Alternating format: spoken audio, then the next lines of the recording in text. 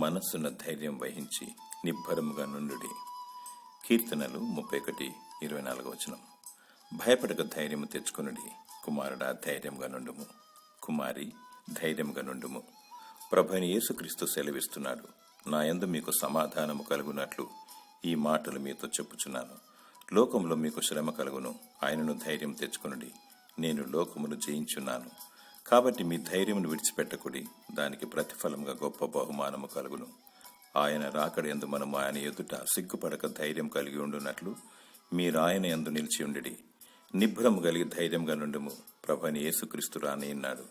నీ దుఃఖ దినములు సంపూర్తి అగును. పరలోక రాజ్యంలో ప్రవేశించుటకు అర్హత కలిగి నిత్య జీవమును చేపట్టము.